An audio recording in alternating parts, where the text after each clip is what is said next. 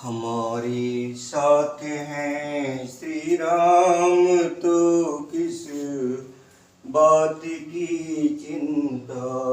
हमारे साथ हैं श्री राम, तो किस बात की चिंता। चरण पर रख दिया जो माथे, तो किस बात की चिंता। हमारे साथ हैं श्री राम, तो किस बात की चिंता।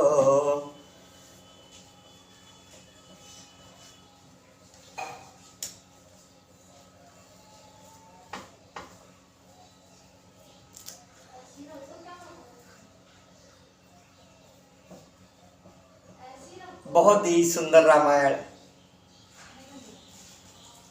श्री रामायण, जिसमें अभी तक जो सुना, जो पिछले भाग में सुना, प्रभु श्री राम चारों भाइयों के विवाह होने के बाद में अयोध्या में वापसी आ जाते हैं और वहाँ बहुत ही मंगल बधाइयाँ, मंगल गीत सब कुछ हो रहे हैं। और उसके बाद राजा दशरथ ने, समय बीत गया। समय बीतने के बाद में राजा दशरथ ने जब अपने को आईने में देखा और बालों को पर उनका ध्यान गया और उन्होंने चौथेपन का जब पूरा दिखाई दिया, तो उनको बस यही लगा कि मेरे को तो अब ईश्वर में ही मन लगाना चाहिए, जो मेरे पूर्वजों ने जैसा किया है, क्योंकि उन्होंने बड़ी तपस्याएं की। और उसी तरह से राजा दशरथ जी के दिमाग में विचार आया था, प्रभु श्री राम को राजा बनाया जाए। और सभी लोग उस चीज को सहमत हो गए। और सहमत होने में फिर क्या होता है, देखिए आगे जो पंडित राधेश्याम कथावाचक जी ने लिखा है, बहुत ही सुंदर शब्दों में इसको लिखा है। आपको कोई अर्थ नहीं बताऊंगा, कुछ नहीं करूंगा, इसमें अर्थ बताने की आवश्यकता नहीं महसूस होगी। आप स्वयं सुनेंगे, आपको सब कुछ समझ में आता चला जाएगा, सबसे सरल भाषा में और सबसे मधुर तर्ज में से भी पढ़ लो, बहुत आसानी से पढ़ने में आती है। तो सुनिए, देखिए उस अयोध्या नगरी का वृतांत, जहां अभी तक तो खुशियां हैं, लेकिन आगे के लिए क्या होता है कुछ नहीं कहा जा सकता। तो अब आगे जो कुछ हुआ सुनिए बेहतर ध्यान, टाले से टलती नहीं, होनी है बलवान। कैकेयी सुमित्रा कौशल्या, कैकेयी सुमित्रा कौशल्या थी तीन रानियां राजा के, थी तीन रानियां राजा के। थे रामपुत्र कौशल्या के, लक्ष्मण शत्रुघ्न सुमित्रा के। कैकेयी भरत की माता थी, राजा की प्यारी बड़ी हुई। मथुरा उसी की दासी थी, मुंह लगी हुई सिर चढ़ी हुई। जो कैकेयी भरत की माता थी, उनकी ये दासी मंत्रा थी, बहुत ज्यादा मुंह लगी हुई थी। विध का विधान आकर घूमा, बस इसी मंत्रा के सिर पे सारद ने इसकी मत फेरी। सारद ने इसकी मत फेरी, आ गई समय के चक्कर में। जब इसने ऋतु बसंत देखी, उसे उस फूले रघुकुल के वन में बन गई ग्रीष्म की लू समान। वह द्वेष ज्वाल भड़की मन में, उठी प्रचंड आंधी होकर उस की शोभा में। तत्काल लग गई दीमक सी जीवन बिरवा में। देखिए वहां पूरे सभी नर नारियों की सम्मति से और बस सम्मति से राम के राज्य अभिषेक की गई है। और इधर ये मंत्रा की बुद्धि को सरस्वती जी ने, शारदा जी ने किस तरीके से कि पत्थरों भरी बन गई घटा, हरी भरी राजधानी को हो गई चौथ चांदनी सदस, कैकेयी सी पटरानी को। देखो साधारण सी दासी क्या क्रूर करती है, देखो साधारण सी दासी क्या क्रूर समस्या करती है, तख्ता ही लौटूंगी सारा, ये घोर प्रतिज्ञा करती है। बल कौशल कहो तो इन अबलाओं में देखो, रात ही रात में क्या होगा, ये नृप के महलों में देखो। शोभा बिगाड़ने पहले तो नागिन राहों पर जाती है, फिर सिर के सारे बाल खोल डायन महलों में जाती है। कैकेयी चौंकी कहा है ये क्या ढंग, आज रंग सब जगह है, तू क्यों है बदरंग। हम सबने शीश गुथाए हैं पर तूने बाल बिखेरे हैं, तू जो रो रही सगुन शायद ये कैसे लक्षण तेरे हैं। क्या कहीं झगड़ कर आई है, भूखी अथवा प्यासी है, भूखी है अथवा प्यासी है, मेरी सौगंध बता जल्दी, दासी क्यों तुझे उदासी है। ये सुनते ही द्वेष की और बढ़ गई आग, फव्वारे फुंकारे देने लगी, उठी नागनी जाग। बोली देखो तो सही घर घर में है धूम, राज तिलक है राम का तुम्हें नहीं मालूम। जिसका कल होगा राज तिलक, मर्तबा बुलंद उसी का है, राजा जी जिसे चाहते हैं, रानी ये फंद उसी का है। कुछ तुम्हें दिखाई देता है, ये खुशी नहीं है मातम है, बजते हैं ये जो नक्कारे आवाजों में इनकी गम है। खुल गए भाग कौशल्या के, है दया उसी पर विदना की, रानी किस घोर नींद में है, अब लोक चाल निज राजा की। तू सदा जीतती थी चौसर, पर अब तो हार खा रही है, ले देख गोट तेरी रानी किस घर पर मार खा रही है। बेरंग में है बदरंग है तू, क्या पासे नृप के प्यारे हैं, तेरे छक्के छुट जाएंगे अब तो उनके कौबारे हैं। वह बाहर आने वाला है जो तीर छुपा तरकस में है, तू समझ रही हसरत मेरा है मेरे बस में है। जो तुझको प्राण समझते थे निस्वासर तेरे रहते थे, जो प्यार भरत को करते थे नैनों का तारा कहते थे। बेही राजा बेही दशरथ काटे जाते हैं, हकदार राम को माना है, उसको ही मुकुट पहनाते हैं।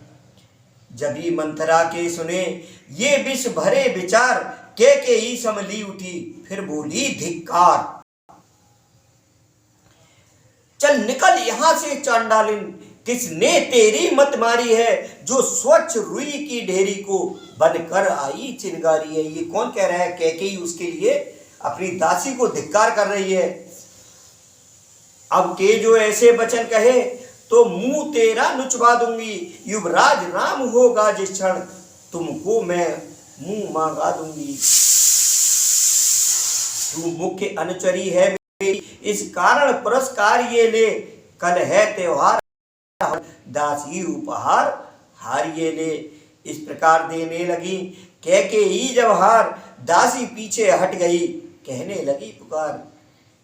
ये हार तुम्ही को शोभा दे, ये हार तुम्ही को शोभा दे, दासी ना लाला चिन्ह माल की है, दासी ना लाल चिन्ह माल की है जीत राम की और हार उस भोले भरत लाल की है। कुछ याद तुम्हें आता तुमसे, जो ब्याह किया था राजा ने, तेरा ही पुत्र नृपत होगा ये वचन दिया था राजा ने। अब इस चालाकी को देखो किस ढंग से पलटा लेते हैं, पर देव को भेज दिया अधिकार राम को देते हैं।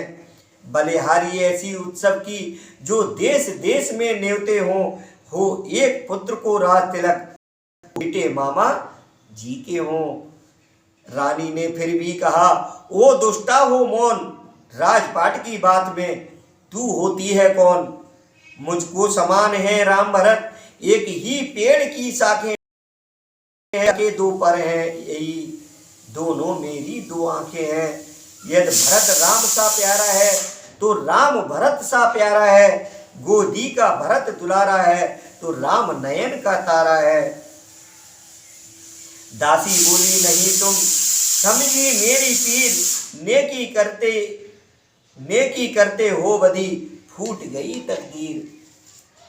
क्या गरज पड़ी ऐसी मेरी जो अपना मुंह नुचवाऊंगी, दोनों में कोई राजा हो मैं दासी ही कहलाऊंगी। मैंने तो शर्त अदा कर दी, अब तलक नमक जो खाया है, इसलिए भरत का है ख्याल, बरसों तक गोद खिलाया है। रानी शतरंज बिछी है वह जिसमें की मात तुम खाओगी, नक्कासा रानी शतरंज बिछी है वह जिसमें की मात तुम खाओगी, नक्शा ऐसा बनता जाता घर ही में जिच हो जाओगी। तुम घोड़े की चालों पर हो, प्यादा से उधर दे रहा है, रस्ते वजीर ने रोके हैं, रुक बादशाह का फेरा है। तुम उत्सव जिसे समझती कुश्ती लड़ने का दंगल है, इस ओर अकेली एक तुम्ही, उस ओर प्रजा तक का बल है। देखें अब कौन विजय पाए, लक्ष्मी किस पर बलिहारी है, सच तो ये है कौशल्या से पूरी तुम्हारी है। यदि तुम इस रण में हार गई तो भरत रहेगा दासों में, रखेगी तुमको कौशल्या दासी समान रजवासों में। धिक ऐसे परवश जीवन पर क्यों पड़ा समझ पर पत्थर है, धिक अधिकार नहीं सम्मान नहीं तो मर जाना ही बेहतर है। काम कर गई अंत में नागिन की फुंकार, लगी काम की डगमग हुए विचार। ये जो त्रिया चरित त्रिया हट है वही यहाँ देखने को मिल रहा है।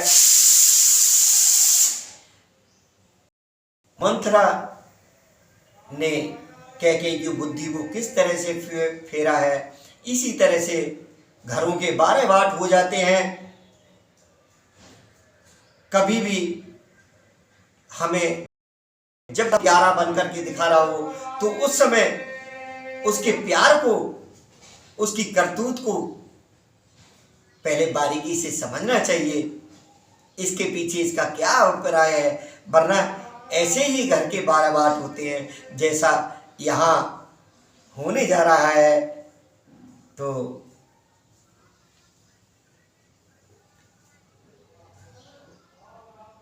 उसकी जो नागिन है वो काम कर गई और कैकेयी डगमगा गई और अबला सबला हो जाती है। जब त्रिया चरित्र दिखाती है, पल में करती है शत्रु मित्र, मित्रों को शत्रु बनाती है। देखिए ये जो पंडित राधेश्याम कथावाचक जी ने, जो नाथ नगरी बरेली उत्तर प्रदेश के थे, उन्होंने इस रामायण को जो लिखा था कितनी सरल भाषा में लिखा है, हर चीज पे बड़ा अच्छे शब्दों में, अच्छी भाषा में, अच्छी तर्ज में लिखा है। मैं देखिए कोई तर्ज नहीं है मेरे पास में, मेरा कोई कंठ नहीं है, माँ शारदा की कोई ऐसी कृपा नहीं हुई है, कोई वाद्य यंत्र नहीं है, ढोलक नहीं है, हारमोनियम नहीं, कुछ है। आप इन शब्दों को, इस कथा को बहुत आसानी से समझ रहे होंगे कि अबला सबला हो जाती है जब त्रिया चरित्र दिखाती है, पल में करती है शत्रु मित्र, मित्रों को शत्रु बनाती है। क्या विस्मय था, क्या जादू था, जो सर पर चढ़कर बोल उठा, उस ओर शारदा का चक्कर होनी के पर्दा खोल उठा। कैकेयी के आगे घूमी गम की तस्वीर खुशी बनकर, होनी सिर पर आकर केली रह गई वहीं मर्जी पर। दासी से कहा ठीक ही है, अब ध्यान मुझे भी होता है, अपना अपना ही होता है तो गैर गैर ही होता है। आज अपने हैं उनको भी गैर समझने लगी, क्योंकि यही होता है बुद्धि का फेर और यही होता है समय का खेल। यही होता है जो आग लगाने वाले होते हैं, जो कान भरने वाले होते हैं, उनकी चाल और उस चाल उसको समझना बड़ा जरूरी होता है। तो मेरा तू भला चाहती है, तुझको पहचान लिया मैंने, निश्चय ही कपट भूख में है, ये सब अब जान लिया मैंने। देखिए उसके फेंके हुए हैं, वो काम कर गए और कैकेयी अब समझिए उसकी गुलाम हो गई। यही आज के दौर में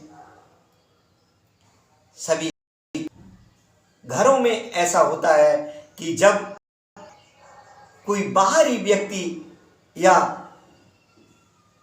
जो हमारे प्रिय हैं उनके अलावा अगर कोई कम वास्ता रखने वाला ज़्यादा वास्ता रख करके दिखाए, बहुत ज़्यादा प्रेम दिखाए, बहुत ज़्यादा मधुरता दिखाए, तो उसकी चाल को समझना चाहिए, बहुत जल्दी उससे प्रभावित नहीं होना चाहिए।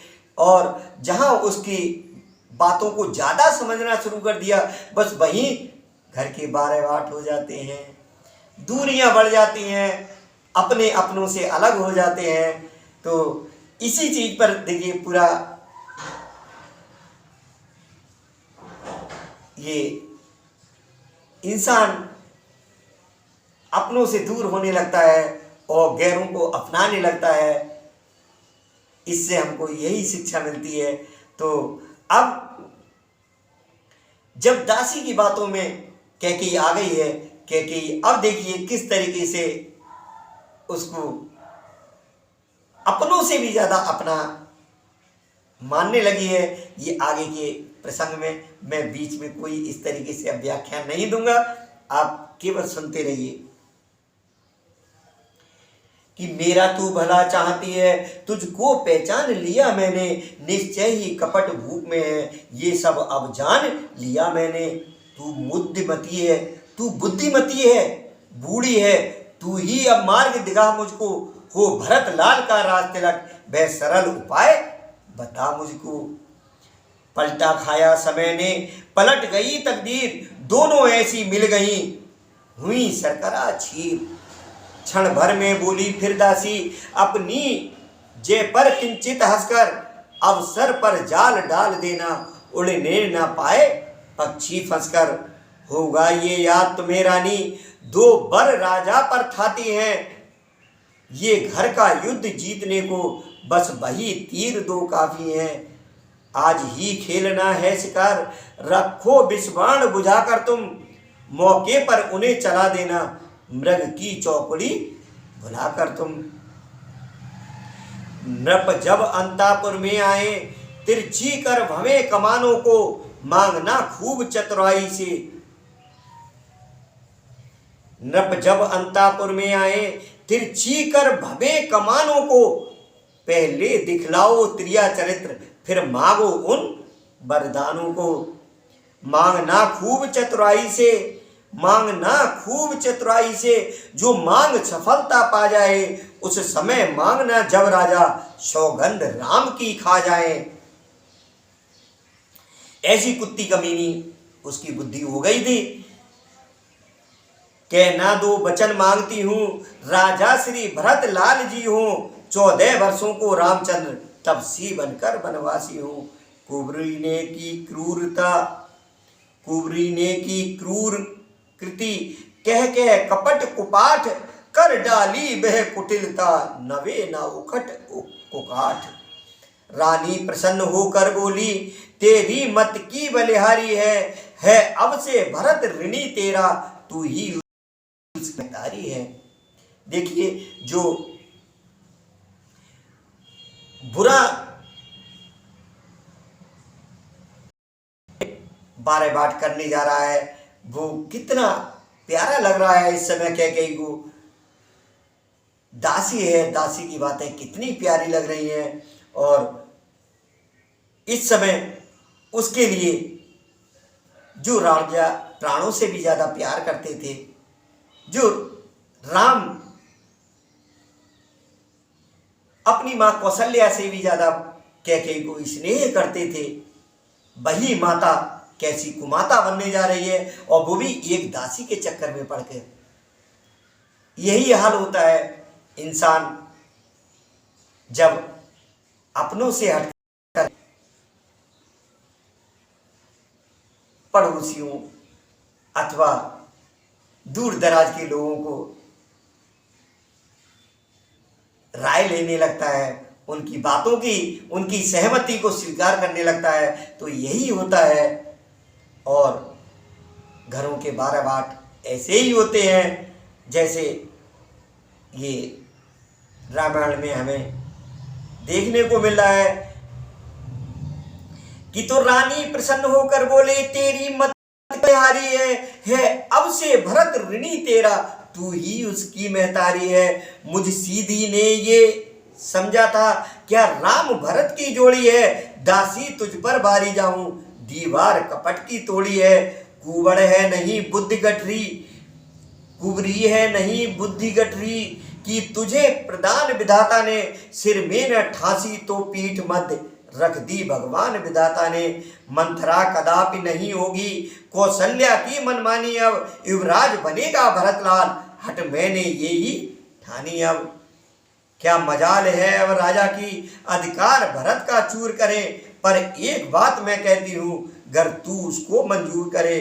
है रामचंद्र भी राजकुमार, कोमल हैं निरपराधी हैं, बन को हैं 14 बरस बहुत, 2-4 बरस ही काफी हैं। ये सुनती ही मंथरा उठी नयन, हाथ भूमि पर मारकर बोली धीरज छोड़। आई जब नाव किनारे पर, तो चल दी फिर तूफानों में। देखिए कैकेयी के दिल में कहीं ना कहीं जो अपने होते हैं, अपनों के प्रति थोड़ा तो ख्याल आता है कि राम भोले वाले हैं, निष्कपट हैं, और उनको 14 वर्ष क्यों, हम उसको क्यों ना 2-4 वर्ष का वनवास ले लें, 1-2 वर्ष का वनवास ले लें, इस तरीके से। तो उस पर दुष्ट मंथरा किस तरीके से भड़का रही है कि आई जब नाव किनारे पर, तो चल दी फिर तूफानों में, अपने हाथों ही मार रही तुम आप कुल्हाड़ी पैरों में, समझा समझा कर हारी में तुम फिर भी बहकी जाती हो, जो करे तुम्हारा सर्वनाश उस पर ही दया दिखाती हो। रानी जी राज महोत्सव की हो रही धूम 14 दिन से, लो उसका बदला लगे हाथ तुम उस कौशल्या सौतिन से। वह एक दिन के बदले एक साल तक आ भरे, बेटा 14 दिन के बदले 14 वर्षों वनवास करे। फिर भरतलाल इतने दिन में जनता के प्रिय हो जाएंगे, यदि राम हटाना भी चाहें तो हटाना उनको पाएंगे। तीसरे शीघ्र ही आने पर ये राज्य राम ही पावेंगे, यदि 12 साल रहे वन में हक से बेहक हो जाएंगे। फिर 13 साल नहीं अच्छे, इस कारण 14 वाजिब हैं, कहती है मेरी सरस्वती 14 ही साल मुनासिब हैं। सब समझ गई सब जान गई, अब आग लगाओ वन में तुम, वह देखो संध्या होती है, बस जाओ कोप भवन में तुम। को भवन में उनको पहुंचा दिया। कर दिए रानी ने पूरी तरह भड़की जब ये आग, रानी में पूरी तरह भड़की जब ये आग, अनशन पाटी ले पड़ी दिया अन्न जल त्याग। को भवन में जाकर के कर दिए वस्त्र सब तार तार, लटके मोती जंजाल हुए, बाली में झुमके उलझ गए, चोटी के बाल बवाल हुए। थी लाल मांग अब आंखों में, काजल ने काले गाल किए, श्रृंगार दान पर तेल पड़ा, कंघी ने दांत निकाल दिए। मिस्सी होठ किए काले, भौं टेढ़ी कुटिल करार हुई, सर की सारी सारी सर की भूचाल श्वास की चाल हुई। वह पुष्प लता जैसी काया इस समय उजाड़ हो गई है, दासी के हवा बदलते ही रानी पतझाड़ हो गई है। फूले फूले सांझ को आए दशरथ राव, कैकेयी को देखकर बोले सरल स्वभाव। है प्राण प्रिय, है प्राण प्रिय, है ये क्या, बोलो तो ढंग बेढंगा क्यों है, बेवक्त फूल से मुखड़े का हो रहा मलिन रंग क्यों है। जिन आंखों ने हो त्रास दिया, बे आंख फुड़वा दूंगा मैं, जो जेवा कड़वा बोली हो, बे जेवा कटवा दूंगा मैं। लटके मोती क्यों बिखरे हैं, मन मार मार क्यों मचला है, बढ़ गई मांग उलझन में हो, काकुल का कुल रंग बदला है।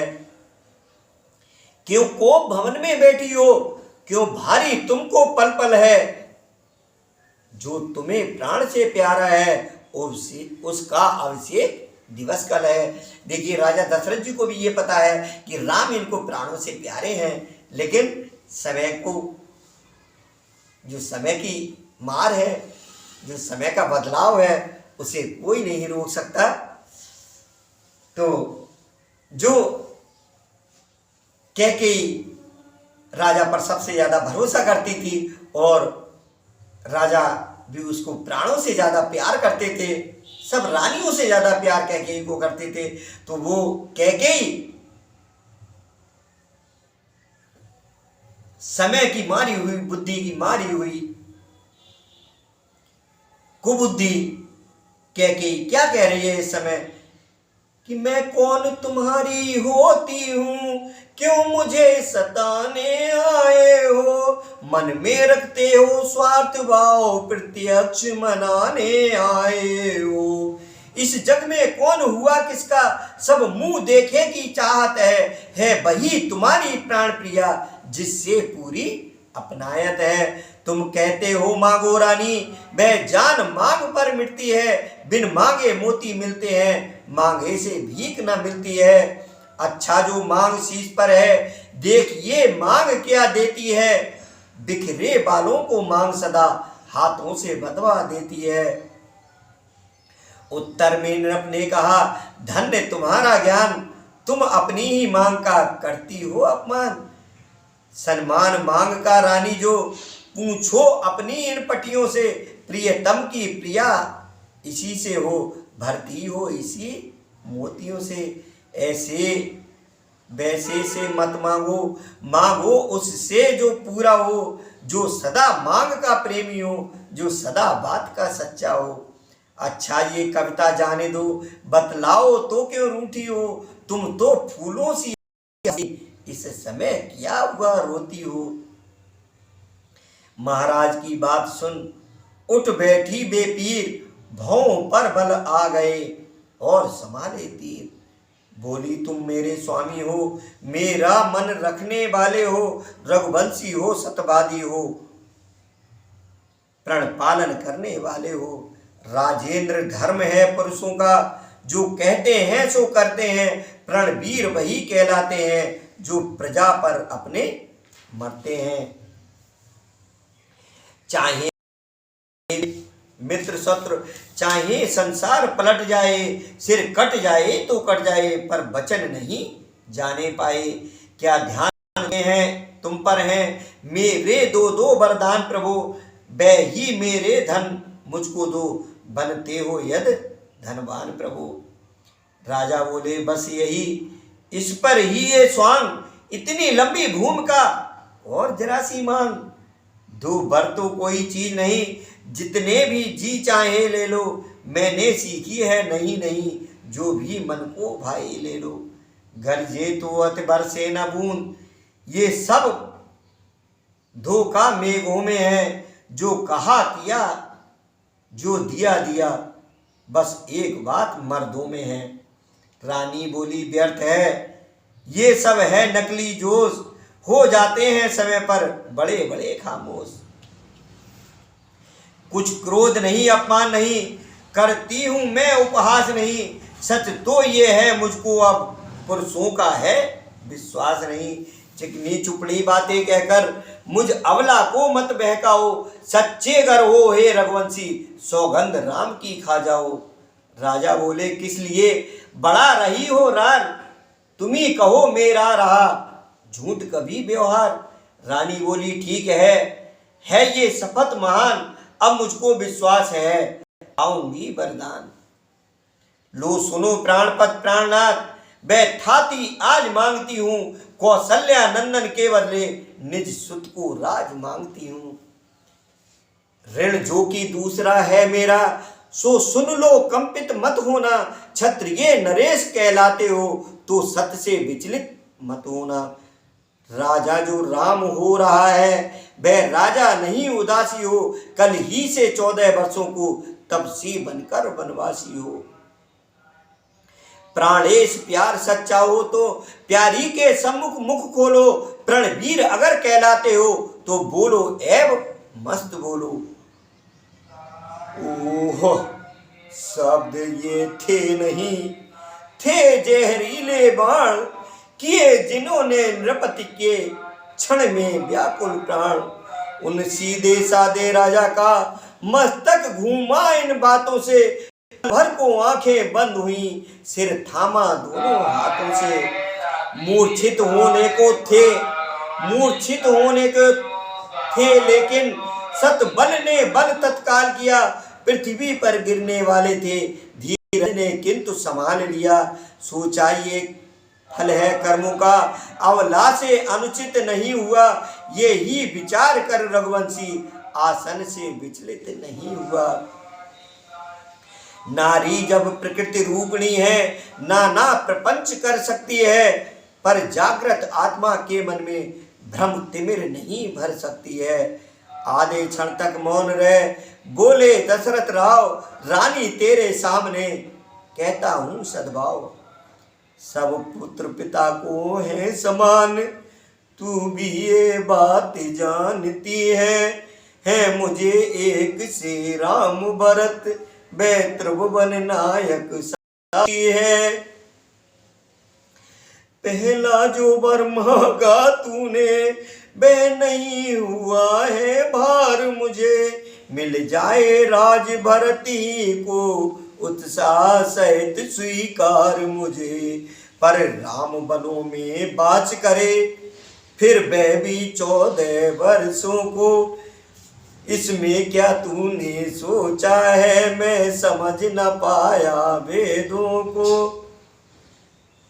रानी ले राज्य भरत जी को पर और क्रूर व्यवसाय न कर।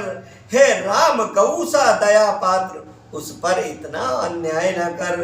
रानी रानी ये तेरा पत, रानी रानी ये तेरा पत, जो तेरा पूज्य देवता है। इस समय पाओ पकड़ तेरे बस इतनी भीख मांगता है। तपसी हो भी दूर न हो मुझसे आनंद धाम मेरा। मेरी इन बूढ़ी आंखों के आगे ही रहे राम मेरा। बाक नहीं थे भूप के थे आकर्षण मंत्र, छिन्न करने लगे रानी के षड्यंत्र। घटने वाली जो होती है वे घटना निश्चय घटती है। नारी जब हट पर चढ़ती है तो नहीं हटाए हटती है। कहने को तो बचनों ने पिघलाया कुछ कुछ रानी को, पर होनहार के पाले ने फिर जमा दिया उस पानी को। रानी तो राजी हो जाती पर रोका कपट कतरनी ने। तत्काल बजाई कोने की दीवार किसी कोनी ने। देखा कुबरी है खड़ी हुई समझाती है यूं सैनों में। हाँ सावधान है समय यही मत फंस जाना इन वचनों में। रानी समली बोल उठी राजा ये ही आन, कहो डगमगाने लगे जब मांगे वरदान। दो वर जो मैंने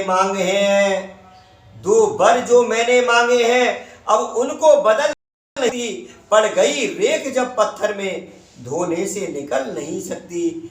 यदि हृदय आपका दुखता हो तो एक उपाय सुझाती हूँ, बूढ़ी आंखों के आगे ही वह रहे उपाय बताती हूँ। इस बात घर ही में है, कुछ पंचों में अपमान नहीं, तुम अपने मुख से ये कह दो, दूंगा पिछला वरदान नहीं। ये सुनते ही उसी क्षण उबले कौशल राज बोले, बस बस हो चुका जो होना था आज। वो नीच बुद्धि वाली नारी, वो नीच बुद्धि वाली नारी ऊंचे से हमें गिराती है, जो सत्य हमारा जीवन है उससे तू हमें डिगाती है। हम सूर्य वंश की चादर है, हम सूर्य वंश की चादर में कालिमा नहीं आने देंगे।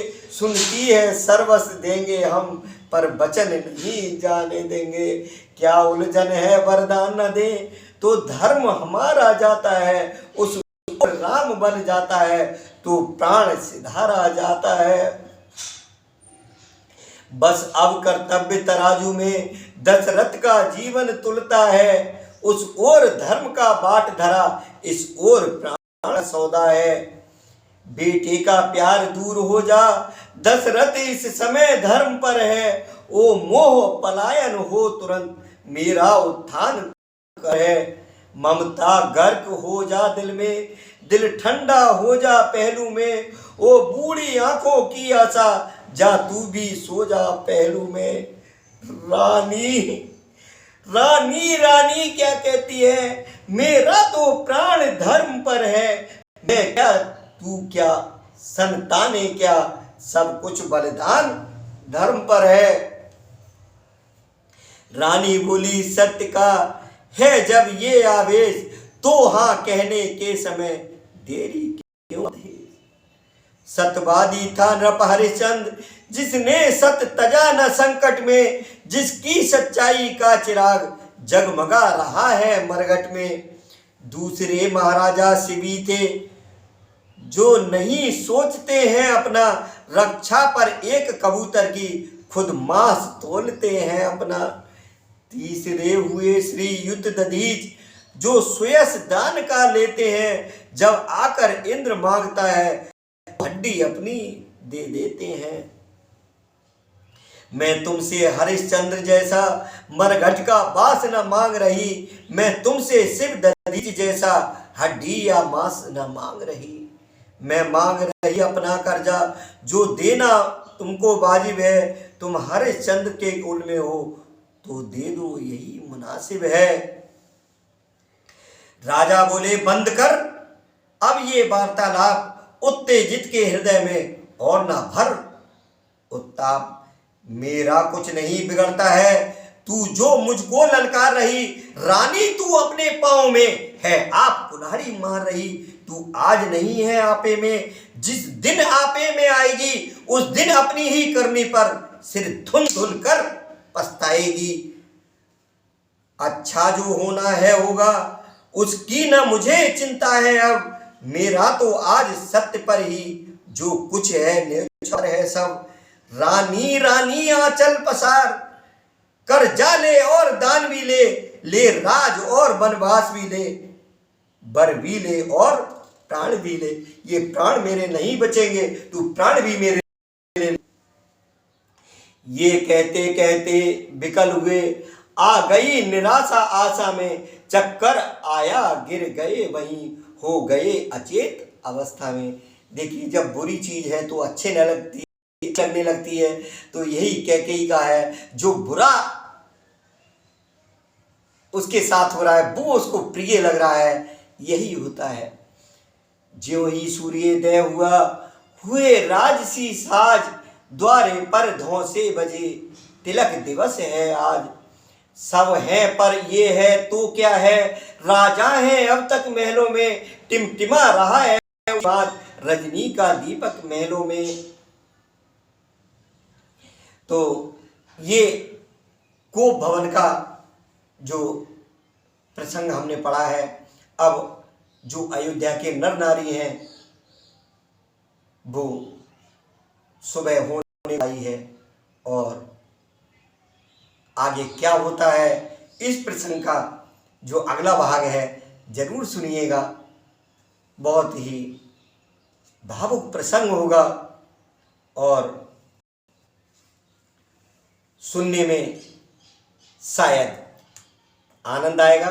अगर आप राम और रामायण में प्रीति रखते हैं और जब सुन रहे हैं तो निश्चित ही आप राम रामायण में प्रीति रखते हैं, तो अगला भाग सुनने मत भूलना।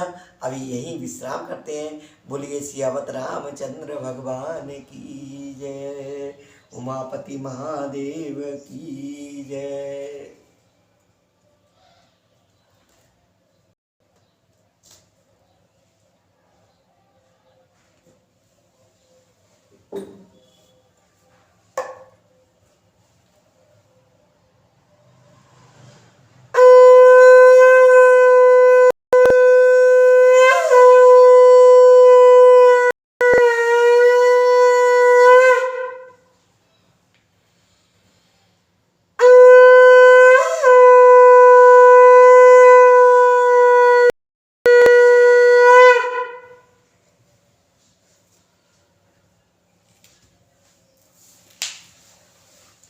जय हो प्रभु, हे प्रभु मेरे दीन बंधु दीनानाथ, लाज मेरी तेरे हाथ।